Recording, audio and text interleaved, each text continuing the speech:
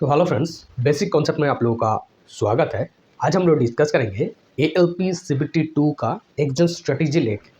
तो ये जो मैं स्ट्रेटेजी बनाया हूँ, ये मैं खुद का स्ट्रेटेजी है। मैं मेरा थोड़ा परिचय दे देता हूँ। 2014 में मैं ALP में रिटन क्वालिफाई किया था, साइको में पास नहीं कर पाया था। 2018 में CBT 2 और साइको दोनों क्वालिफाई करके अभी हाल ही में रेलवे में जॉब कर रहा हूँ 5-6 साल से, ठीक है। और मेरा जो कैटेगरी था यूआर कैटेगरी है, तो ये बहुत मायने रखते हैं। मेरा यूआर कैटेगरी था और कोलकाता बोर्ड में आरआरबी कोलकाता में फर्स्ट पैनल खड़गपुर डिवीजन में मेरा सिलेक्शन हुआ है इसी एग्जाम स्ट्रेटेजी के वजह से, ठीक है। और मैं जो स्टूडेंट हूँ, मीडियम कैटेगरी स्टूडेंट हूँ, ठीक है। ज़्यादा हाई फाई भी नहीं हूँ, ज़्यादा लोअर भी नहीं, हाई मीडियम कैटेगरी स्टूडेंट हूँ। और मैं ये कोई कोचिंग सेंटर नहीं लिया था, खुद से स्ट्रेटेजी बना के पढ़ाई किया था और खुद से स्टडी मटेरियल बना के पढ़ाई किया था। तो इस स्ट्रेटेजी की वजह से मैं क्वालिफाई करके आज जॉब कर रहा हूँ। और मेरे साथ साथ मैं 2018 में भी मेरा नोट्स शेयर किया था, तो बहुत लोग मेरे साथ भी जॉब कर रहा है मेरा स्ट्रेटेजी लेके, ठीक है। तो उम्मीद करते हैं आप लोगों का जो इंटेलिजेंट है मेरे से कई गुना ज़्यादा है, तो आप लोग बढ़िया से क्वालिफाई कर पाएंगे। और अभी तक जो लोग शुरुआत भी नहीं किए हैं CBT 2 के लिए, या तो कुछ नहीं पता तुक्का से आप CBT 1 पास कर गए हो, वो भी ये वीडियो वो लोग के लिए भी है, ठीक है। तो चलिए पहले देखते हैं कि एग्जाम स्ट्रेटेजी CBT 2 में एज पर ऑफिशियल नोटिफिकेशन क्या क्या दिया है। उसके बाद अपना जो स्ट्रेटेजी है वो बताएंगे, क्या क्या बेस्ट बुक कहाँ से पढ़ना है, सब कुछ बताएंगे। देखिए, कोई भी प्रिपरेशन लेने के लिए दो चीज़ इंपॉर्टेंट है, क्या पढ़ना है और कहाँ से पढ़ना है। और टाइम तो हमारा फिक्स्ड है, इतना कम टाइम के अंदर प्रिपरेशन लेना है। तो दो चीज़ में इंपॉर्टेंट है, क्या पढ़ना है, कहाँ से पढ़ना है, ठीक है। तो चलिए मैं बताता हूँ। तो ऑफिशियल नोटिफिकेशन में जो दिया हुआ है, देखिए AOP का CBT 2 में पार्ट ए है और एक तो है पार्ट बी, दो पार्ट है। तो जो पार्ट बी है उसको पहले बोल देता है, ये ट्रेड वाइज रहेगा और इसमें आपको ओनली क्वालिफाई करना है, ओनली क्वालिफाई करना मतलब पास करना पड़ेगा, जो कि 75 मार्क्स का होगा एग्जाम। और उसमें आपको लाना है 35%, ठीक है। 75 में से 35% आपको लाना है। 75 में 35% मतलब वही हो रहा है 26 पॉइंट समथिंग, ठीक है। 26.25 ऐसा कुछ हो रहा है, मार्क्स आ रहा है।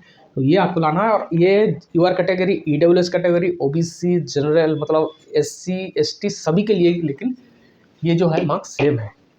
OBC SC ST जो रिजर्वेशन माता है उन लोगों के लिए कोई डिस्काउंट नहीं मिलेगा यहाँ पे, ठीक है। तो ये बात ध्यान रखने का। तो करना है पार्ट बी, ये आपका कंपटीशन में नहीं आएगा, इसमें ओनली क्वालिफाई करना है। जैसे आप CBT 1 में क्वालिफाई किए हैं वैसे ही, ठीक है। नेक्स्ट पार्ट आते हैं पार्ट ए पोर्शन। यही पोर्शन सबसे इंपॉर्टेंट है CBT 2 में, पार्ट ए पोर्शन। ये आपका जो सिलेक्शन प्रोसेस है उसमें 70% वेटेज रखेगा, 70% वेटेज रखेगा। और 30% वेटेज जो रखेगा वो जो साइको टेस्ट होगा, या तो CBAT बोले, CBT 3 भी बोल सकते हो, तो वो है 30%। तो दोनों मिला के आपका फाइनल सिलेक्शन रैंक बनेगा, तो वहाँ से आपका सिलेक्शन होगा। तो यहाँ पे मेन जो है part A, CBT 2 part A section. अच्छा, पार्ट ए सेक्शन में क्या क्या दिया है, देखिए यहाँ पे पार्ट ए सेक्शन में 3 टॉपिक बुला दिया गया रेलवे की तरफ से। एक है मैथ, GI रीजनिंग और एक basic science and engineering. 3 topic दिया है, मेन टॉपिक 3 दिया हुआ है। उसके अंदर क्या क्या है बाद में देखते हैं। 3 टॉपिक मेनली बता दिया गया है, मार्क्स डिवीजन भी नहीं बताया है। कोई यूट्यूबर बताया गया है कि किसमें कितना मार्क्स आने वाला है, लेकिन वो कंफर्म नहीं है, सिक्योरिटी में नहीं है। हो सकता है इसमें ज़्यादा मार्क्स हो, इसमें कम मार्क्स हो सकता है इसमें कम हो, इसमें ज़्यादा हो। वो रेलवे अपने हिसाब से बनाएगा, ठीक है। और ये भी 2-3 शिफ्ट में होगा, तो नॉर्मलाइजेशन पक्का होगा। किसी शिफ्ट में ज़्यादा मिल सकता है, किसी शिफ्ट में कम मिल सकता है, ठीक है।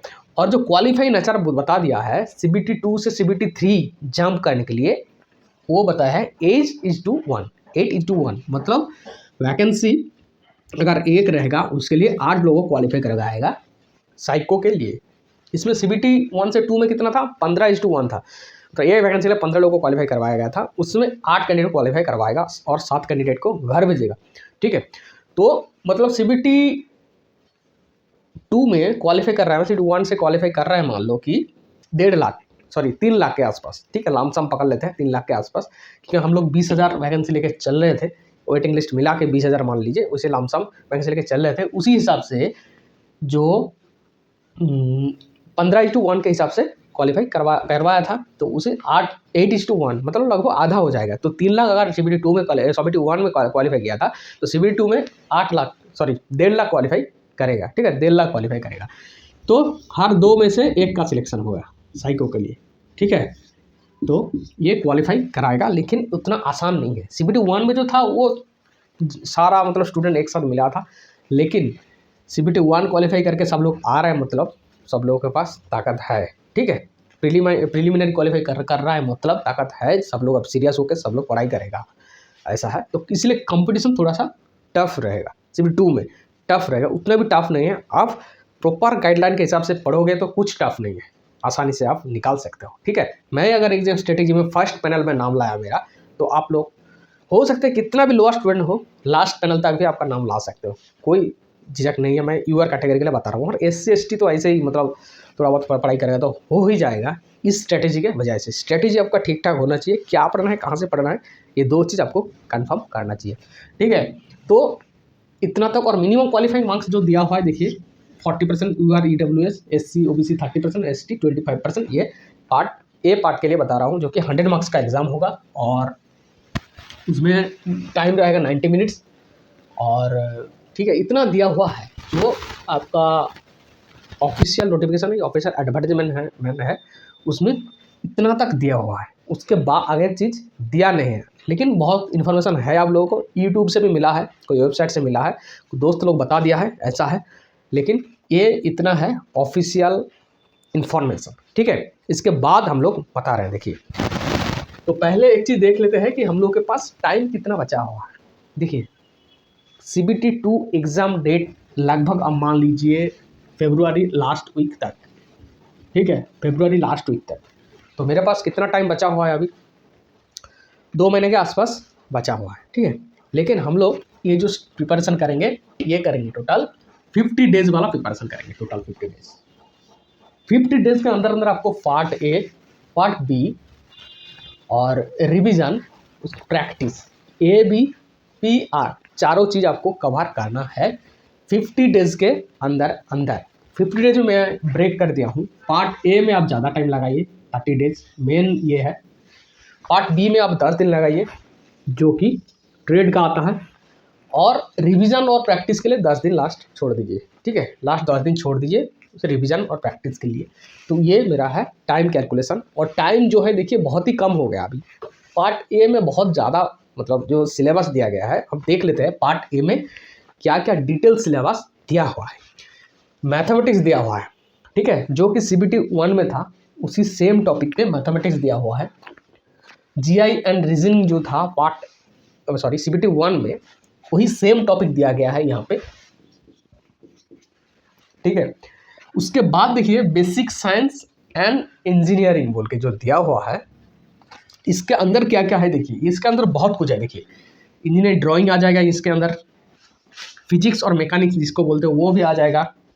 उसके बाद ऑक्यूपेशनल हेल्थ एंड सेफ्टी आ जाएगा। उसके बाद एनवायरनमेंट एजुकेशन आ जाएगा। उसके बाद IT लिटरेसी आ जाएगा। ये जो सब्जेक्ट देख रहे हो, बेसिक साइंस एंड इंजीनियरिंग, आप लोग बोल सकते हो, तो आप लोग जो ALP का एग्ज़ाम दे रहा है, ITI या तो डिप्लोमा या तो BTech कर चुका है, तो ये जो सब्जेक्ट आ रहा है, कहाँ से आ रहा है? ITI हो, BTech हो, डिप्लोमा हो, जो कॉमन सब्जेक्ट था, ब्रिज कोर्स जो रहता है, first year first semester, first year second semester, यही 1 साल मिला के जो सब कॉमन सब्जेक्ट था, उसी का नाम थोड़ा सा चेंज करके यहाँ पे डाल दिया गया है। इंजीनियरिंग ड्राइंग सबका था, फिजिक्स और मैकेनिक्स, इंजीनियरिंग मैकेनिक्स जिसको बोलते हो, ठीक है, स्ट्रेंथ ऑफ मटेरियल जिसको बोलते हो, ये 2 सब्जेक्ट सबका था। हेल्थ सेफ्टी का भी सब्जेक्ट था, ऑक्यूपेशनल हेल्थ सेफ्टी सबका था। एनवायरनमेंट एजुकेशन सबका था। IT लिटरेसी सबका था, लेकिन दूसरा नाम पे था, किसी कंप्यूटर एप्लीकेशन था, ठीक है, और किसी पे इंफॉर्मेशन टेक्नोलॉजी बोल के था, किसी में लिटरेसी बोल के था, तो था, लेकिन यही सेम चीज़ है। तो यही कॉमन सब्जेक्ट को मिला के जो एग्ज़ाम होगा, वही होगा आपका basic science and engineering part, ठीक है। तो नेक्स्ट हम लोग देखते हैं कि कहाँ से पढ़ना है, तो कितना टाइम मेरा बच रहा है। और एक चीज़ बता देते हैं कि कहाँ से कितना मार्क्स आने वाला है, ठीक है। देखिए, ये अभी तक ऑफिशियल कहीं पे नहीं बताया गया है कि कौन सा टॉपिक से कितना मार्क्स आने वाला है, लेकिन एक एजम्पशन पकड़ लेते हैं कि इतना मार्क्स आ सकता है, उसी हिसाब से पढ़ेंगे। देखिए, अगर 2 मार्क्स भी आ रहा है तो भी जितना टाइम देकर पढ़ना है आपको, अगर 30 मार्क आ रहा है फिर भी उतना टाइम देकर आपको पढ़ना है। एजम्पशन एक तो लगा लेते हैं कि कितना मार्क्स किसमें आने वाला है। तो पहले देखिए मैथ, ठीक है, पहले देखिए मैथ में कितना मार्क्स आने वाला है, देखिए 25 के आसपास आने वाला है। उसके बाद GI एंड रीजनिंग, इसमें थोड़ा ज़्यादा मार्क्स आने वाला है, 30 मार्क्स के आसपास आने वाला है। उसके बाद देखिए बेसिक साइंस एंड इंजीनियरिंग सब मिला के 45 मार्क्स आने वाला है, ठीक है, 45 मार्क्स। 45 का ही मैं डिवाइड कर देता हूँ। IT लिटरेसी देखिए 4 से 6 मार्क्स आने वाला है। एनवायरनमेंट एडुकेशन, इसमें देखिए 5 से 7 मार्क्स आने वाला है। OHS operational safety and health जो रहता है उसमें कितना मार्क्स आने वाला है, देखिए 3 से 5 मार्क। फिजिक्स और मैकेनिक्स, इसमें वर्कशॉप कैलकुलेशन भी बहुत लोग बोलते हैं ये जो सब्जेक्ट है, तो इसमें कितना मार्क्स आ रहा है, देखिए 15 से 18 मार्क, इसमें थोड़ा ज़्यादा मार्क्स आने वाला है। और इंजीनियरिंग ड्राइंग, इंजीनियरिंग का एक बहुत ही इम्पॉर्टेंट टॉपिक है, इम्पॉर्टेंट सब्जेक्ट है, तो इसमें भी आपका जो आने वाला है देखिए 10 से 15 मार्क, ठीक है। तो ये देखिए ये कोई श्योरिटी नहीं है कि 10 से 15 मार्क आएगा या 15-18 मार्क आएगा, ये एक एजम्पशन लगा लेते हैं कि इतना मार्क्स आ सकता है, कम बेसी भी हो सकता है। और बहुत सारा शिफ्ट में एग्जाम होगा, 3-4 शिफ्ट में एग्जाम होगा, तो किसी शिफ्ट में इसमें नंबर चेंज हो सकता है, ठीक है। तो टोटल मिला के यहाँ पे बता दिया गया है कि 100 मार्क्स का क्वेश्चन होगा, ठीक है। पिछले साल का भी यार सॉल्व का क्वेश्चन पेपर उठा के देख लीजिए, तो 100 मार्क्स का जो एग्जाम था, तो किसी भी टॉपिक वाइज कोई श्योरिटी नहीं था कि इस टॉपिक से इतना मार्क्स ज़्यादा आया है, कोई श्योरिटी नहीं था, ठीक है। ऑफिशियल में भी कुछ बोला नहीं गया था कि कहाँ से कितना मार्क्स आने वाला है। तो यही है मार्क्स डिवीजन। आप बता देते हैं मेन चीज़ कहाँ से पढ़ना है आपको, बेस्ट बुक कौन सा है, ठीक है। CBT 2 पार्ट A के लिए बेस्ट बुक, मैं भी जो एग्ज़ाम दिया था फर्स्ट टाइम 2014 में, तो मैं भी मार्केट में बहुत बुक ढूंढा था, बुक मिला भी था, बहुत सारा पब्लिकेशन उस टाइम था नहीं, 2-4 पब्लिकेशन था, जैसे आर्यन पब्लिकेशन, उपकार पब्लिकेशन, GKP पब्लिकेशन, ठीक है। तो इस तरह बहुत सारा पब्लिकेशन था, उन्होंने बुक निकाला था। लेकिन एक चीज़ बता देता हूँ, बुक खोल के आप देख लीजिए, कोई भी एग्ज़ाम हो, बस एग्ज़ाम का नाम चेंज कर देते हैं, ठीक है, लेकिन अंदर का जो मटेरियल है, स्टडी मटेरियल, वो पूरा सेम रहता है, ठीक है। इसीलिए दुनिया में कोई बुक नहीं है सिंगल बुक, बेस्ट बुक कुछ सिंगल बुक आपको नहीं मिलेगा जिसको पढ़ के आप CBT 2 क्वालिफाई कर सकते।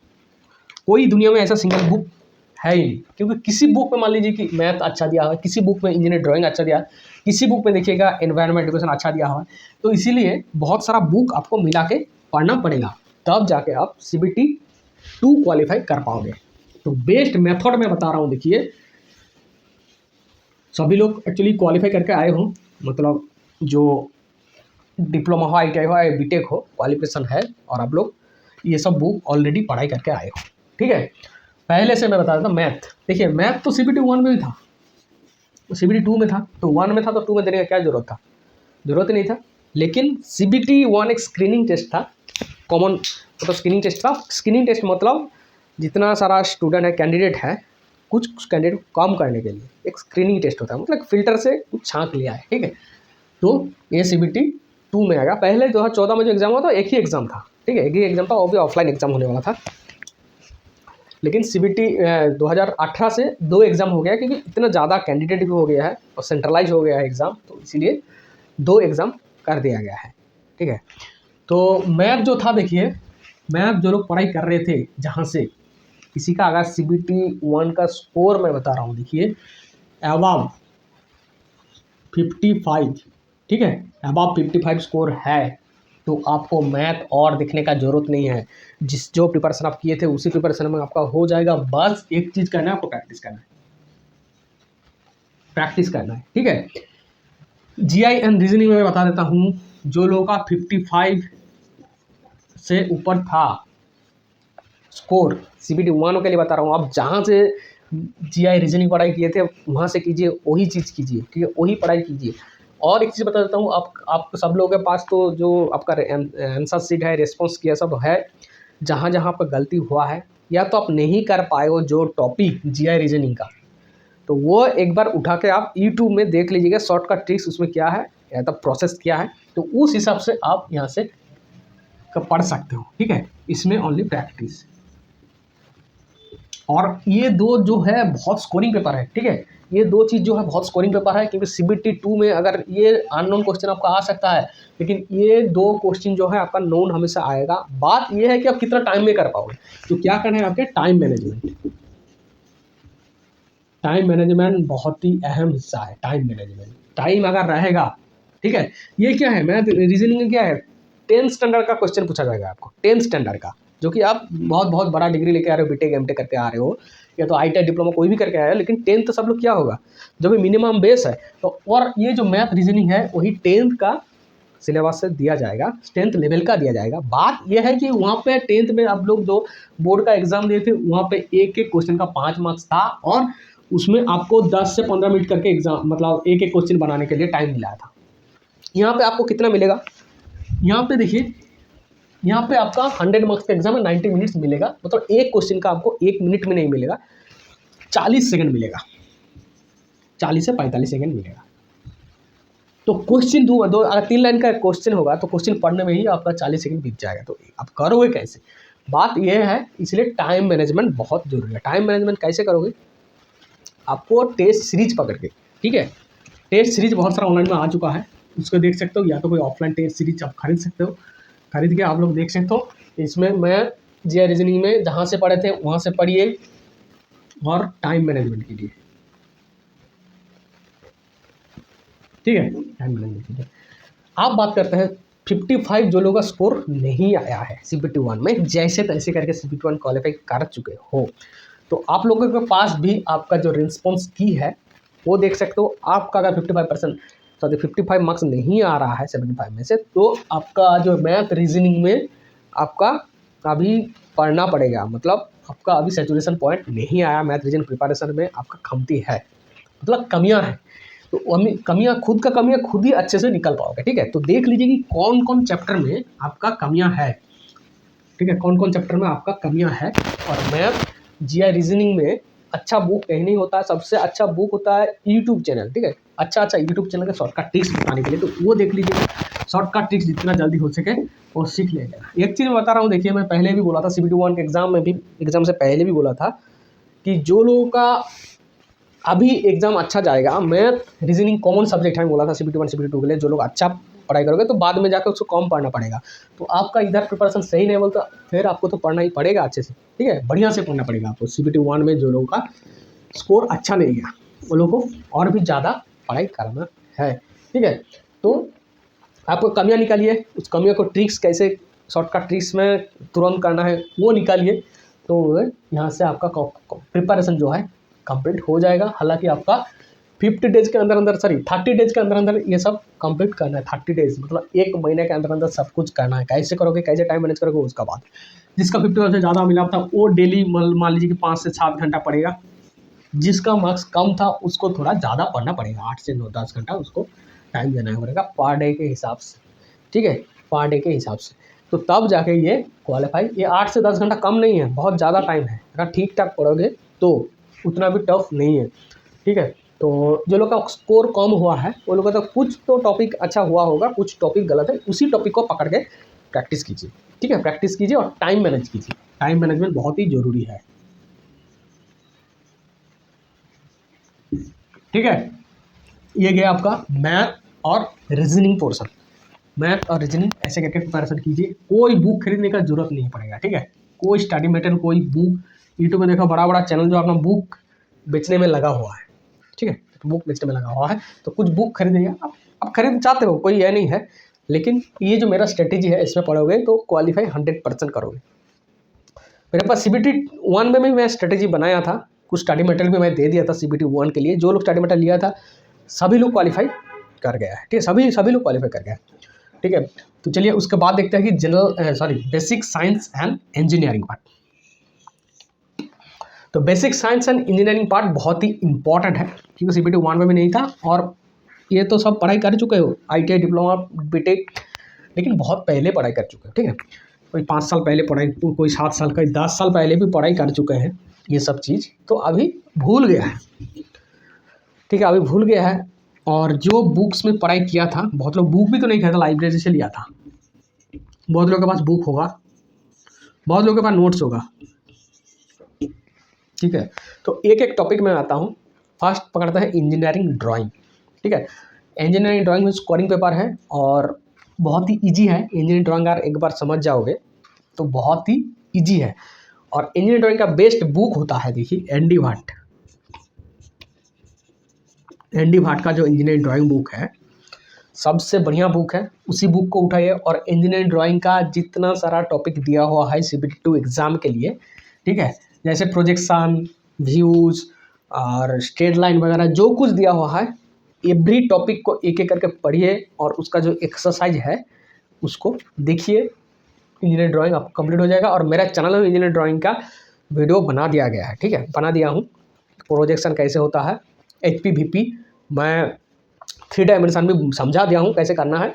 तो जो लोग नहीं देखा है देख लीजिए। 2018 में वीडियो बनाया था, 2024 में भी बनाया हूँ, ठीक है, इंजीनियरिंग ड्राइंग का। तो वो सब देख लीजिएगा।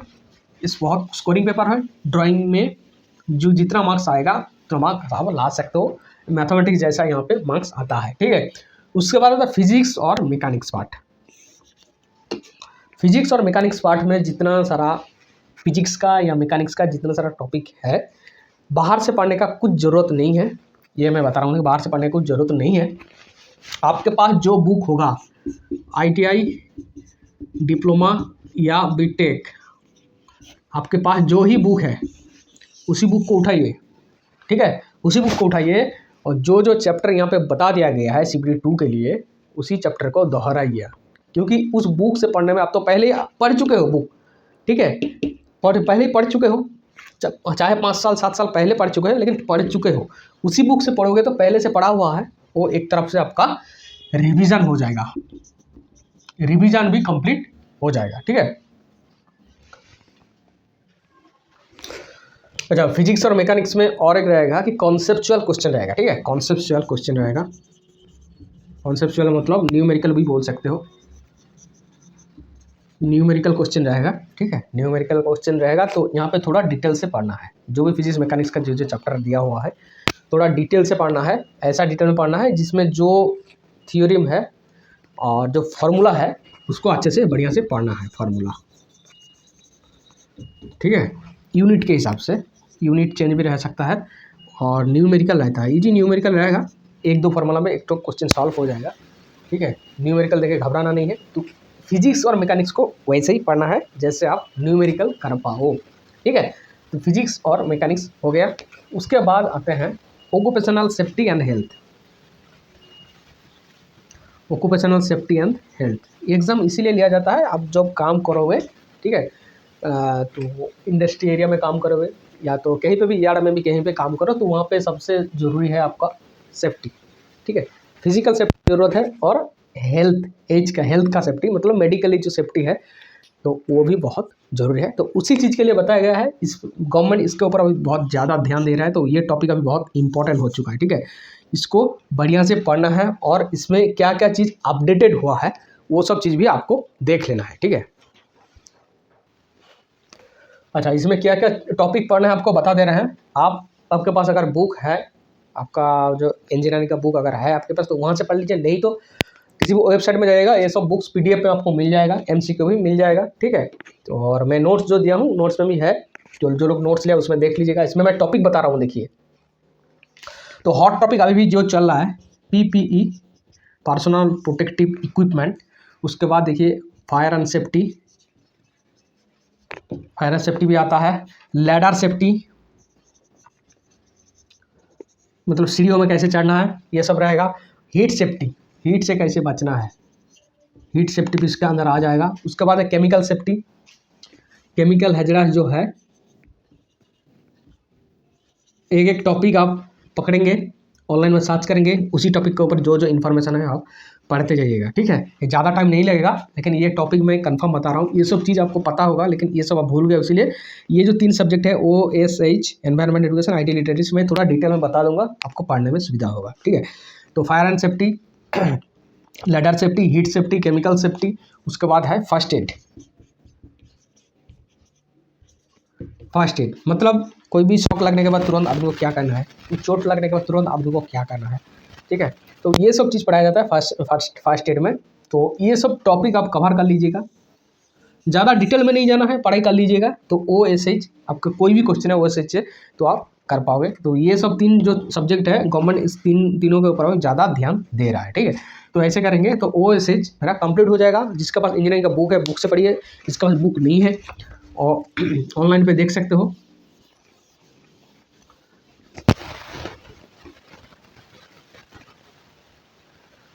उसके बाद नेक्स्ट आते हैं एनवायरनमेंट एजुकेशन, ठीक है। एनवायरनमेंट एजुकेशन बहुत ही इजी सब्जेक्ट है, 10 से पढ़ाया जाता है इसको। जो इसमें भी मैं बता देता हूँ, जिसके बाद 12 का बुक होगा, ठीक है, ITI का बुक होगा, डिप्लोमा का बुक होगा, या तो बीटेक का बुक होगा।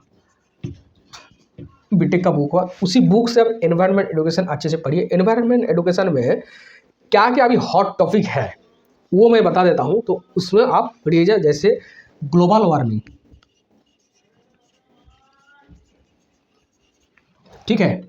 उसके बाद आ रहा है वेस्ट मैनेजमेंट। वेस्ट मैनेजमेंट जो टॉपिक आपको जिसको नया नया लग रहा है वो ऑनलाइन पे जाकर सर्च करके पढ़िएगा। इसको नया नहीं लग रहा है, अच्छा बात है, आपको पहले से पढ़ाई हुआ है। रिन्यूएबल एनर्जी, ठीक है। उसके बाद है क्लाइमेट चेंज,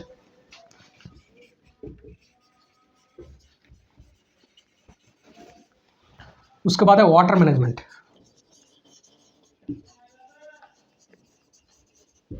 ठीक है। उसके बाद सॉइल पॉल्यूशन। तो ये सब चीज़ जो है, ठीक है, अब ऑनलाइन में जाके पढ़ सकते हो, या तो आपके पास या बुक होगा एनवायरनमेंट एजुकेशन का बुक जो है वहाँ से पढ़ लीजिए। ज़्यादा पढ़ने की जरूरत नहीं, ये 4-5 टॉपिक आप पढ़ लीजिएगा एनवायरनमेंट एजुकेशन से। यहाँ से इससे बाहर से क्वेश्चन नहीं आएगा, क्योंकि ये अपडेटेड है अभी हाल ही का, मतलब हाल में जो प्रॉब्लम चल रहा है एनवायरनमेंट लेको, तो वही है ये चीज़, ठीक है। तो एनवायरनमेंट एजुकेशन हो गया मेरा, यहाँ से पढ़ लीजिए। उसके बाद देखिए IT लिटरेसी। IT लिटरेसी ऐसा सब्जेक्ट है, IT लिटरेसी ऐसा सब्जेक्ट है जो कि फ्यूचर डेवलपमेंट के लिए बहुत ही अहम भूमिका निभा रहा है, ठीक है। इंफॉर्मेशन टेक्नोलॉजी, आप लोग CBT एग्जाम दे रहे हो, ये IT लिटरेसी की वजह से ही हो रहा है, IT लिटरेसी की वजह से ही हो रहा है, ठीक है। तो इसमें टॉपिक मैं बता देता हूँ, ये सबका पढ़ा हुआ है, सबके पास बुक होना चाहिए और सबके पास नॉलेज भी थोड़ा बहुत होना चाहिए। जो लोग इंजीनियरिंग पढ़ाई कर रहे हो, कंप्यूटर का नॉलेज सबके पास तो है।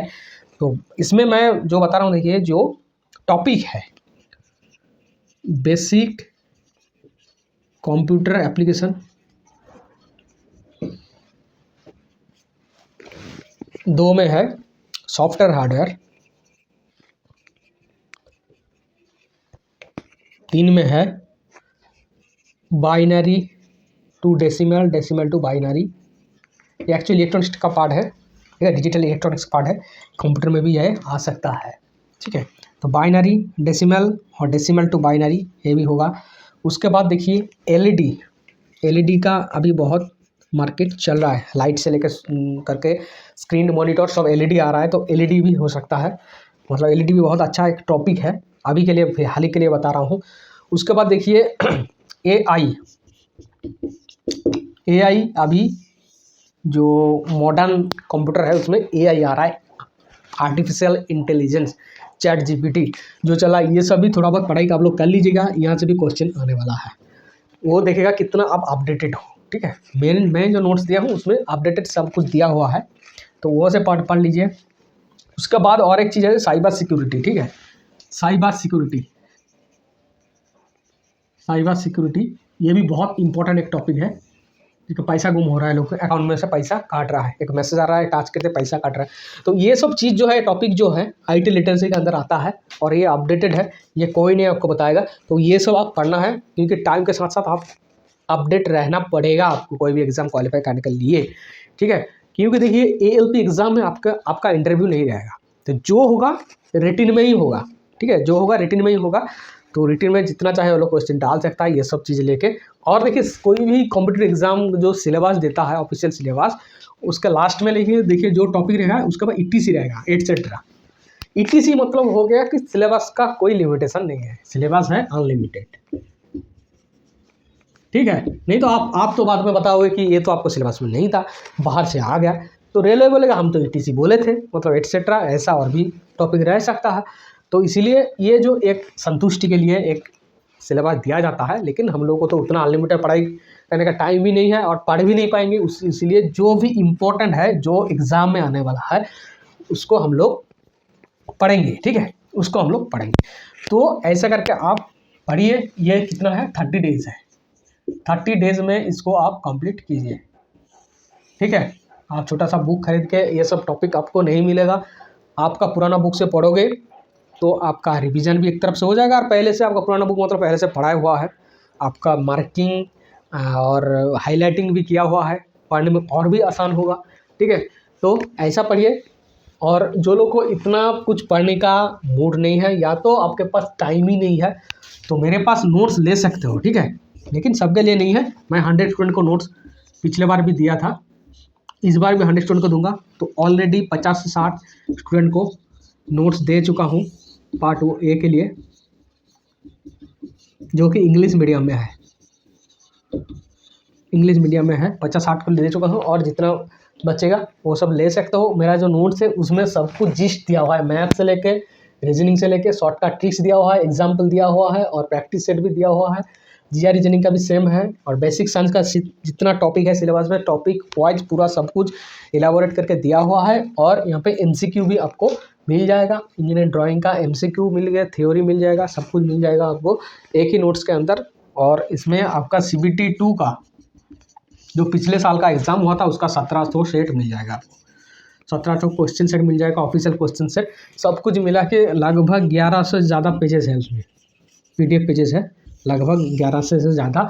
तो इसको लेने के लिए आपको 388 पे करना पड़ेगा, ठीक है, 388 पे करना पड़ेगा। फ्री में मैं नोट्स दिया था, कि फ्री में देता हूँ तो कोई नोट्स का कोई वैल्यू नहीं है। ये नोट्स बहुत मेहनत से बनाया हूँ, और खुद का नोट्स है, ठीक है, खुद का हैंड रिटन नोट्स है। तो इसी को पढ़ के मैं UR कैटेगरी होके 2018 में CBT 2 में फर्स्ट पैनल में नाम लाया था, इसी नोट्स को पढ़ के, ठीक है, वो भी UR कैटेगरी। तो कैटेगरी बहुत मायने रखते हैं, जो लोग UR कैटेगरी है वो लोगों को पता होगा, ठीक है। तो इसीलिए ये नोट्स को ले सकते हो, लेकिन जिसको ज़रूरत है वही लीजिए। जो बहुत अच्छा कोचिंग सेंटर पढ़ाई कर रहे हो तो ये नोट्स मत लीजिए, ज़रूरत नहीं है आपका, ठीक है। आपका जो कोचिंग सेंटर दे रहा है उसी को पढ़िए। जो लोग सेल्फ स्टडी कर रहे हो, ठीक है, सेल्फ स्टडी कर रहे हो, या तो कोचिंग कहाँ से पढ़ रहे हो, आपको लग रहा है कि और थोड़ा चाहिए, तो ये नोट्स मेरे पास ले सकते हो, मेरे पास गाइड ले सकते हो। मेरा जितना एक्सपीरियंस है मैं आपको शेयर कर दूंगा, ठीक है। तो ये था मेरा CBT 1 का स्ट्रेटेजी, ठीक है, CBT 2 में पार्ट ए का स्ट्रेटेजी, ठीक है। और एक चीज़ बता देता हूँ, इसमें नेगेटिव मार्किंग है 3:1 के हिसाब से, सो बी केयरफुल, ठीक है, बी केयरफुल। CBT 1 में बहुत लोग उड़ गया है नेगेटिव मार्किंग के चक्कर में, ठीक है। और एक चीज़ बताता हूँ, टारगेट, बहुत लोग पूछा है कि CBT 2 में एग्जाम के लिए टारगेट कितना रखना है, ठीक है। CBT 2 के लिए कोई टारगेट नहीं है, आपका जितना बन रहा है तुक्का छोड़ के, जेन्युइनली आपका जितना एग्जाम मार्क्स आ रहा है उतना मार्क्स आपको रखना पड़ेगा। अगर क्योंकि क्वेश्चन स्टैंडर्डिटी भी पता नहीं है, कंपटीशन लेवल भी पता नहीं है, ठीक है, अगर क्वेश्चन स्टैंडर्डिटी 2018 जैसा होगा तो आपको यहाँ पे टारगेट, अगर आप UR कैटेगरी में हो तो यहाँ पे आपका 80-85 टारगेट रखना पड़ेगा, ठीक है, आउट ऑफ 100 80-85 टारगेट रखना पड़ेगा। अगर क्वेश्चन लेवल स्टैंडर्डिटी थोड़ा सा लग रहा है इस बार थोड़ा सा हाई जाएगा, तो उस हिसाब से अब 80 में भी चल जाएगा, ठीक है, 80 में भी चल जाएगा। अगर क्वेश्चन और भी इजी हुआ तो 75 में चल जाएगा, ठीक है। तो आपका कैटेगरी के ऊपर भी डिपेंड कर रहा है आपका कट ऑफ मार्क्स कितना जाने वाला है, और एग्जाम के बाद पता चलेगा कट ऑफ कैसे जाने वाला है। हाल ही में आप पढ़ाई करते रहिए, ठीक है।